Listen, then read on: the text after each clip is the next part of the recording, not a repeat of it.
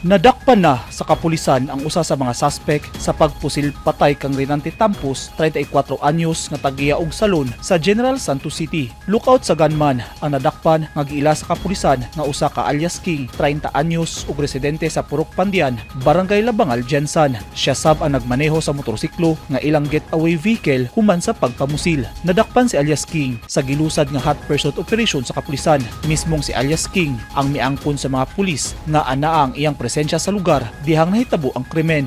Luckily nahuli siya at mayroon tayong manat operation, continuous operations para kay Lito Rehang, yung ating suspect na namaril mismo. Mipyait sab siya nga si Lito Rehang nga taga Barangay Labangal Rasab ang gunman nga maoy nakita sa CCTV nga misulod sa salon sa Daproza Avenue ug mipusil-patay kang Tampos pasado alas 6 sa gabi nitong Miyerkules, Enero 15. Gawas nun pa hangtod karon ang gunman nga si Rehang nga maoy ginatarget sa mga pulis nga dakpon. Migawasab sa investigasyon sa kapulisan nga ig-agaw sa uyab sa biktima nga si Kedjo Mari Esmael ang gunman nga si Lito Rehang. Base sa pahayag sa uyab sa biktima ngadto sa kapulisan, kanhi nila kasosyo sa negosyo sa oil retail ug uban pang investments sa Rehang.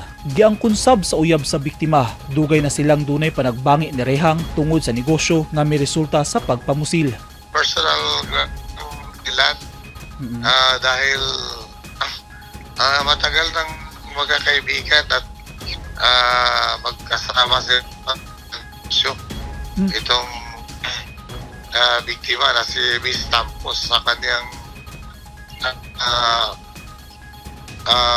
panayam na itong si Miss Tampos ay mayroong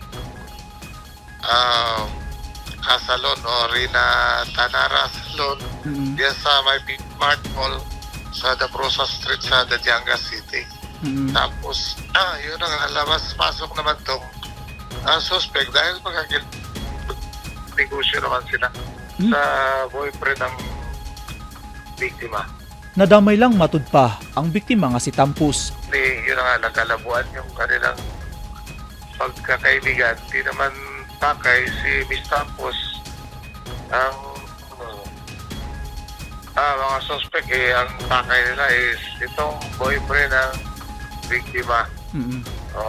Ay ang takay ni King Landasan at ang kanyang kaibigan din si Lito Rehang.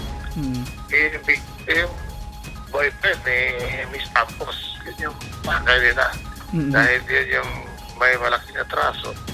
At damay lang itong si Miss Tampos. Kasong paglapas sa Comelec gunman ug murder ang ipasakang kaso batok sa gunman nga si Rehang. Eugene Hinutan, Newsline Philippines. Stay safe.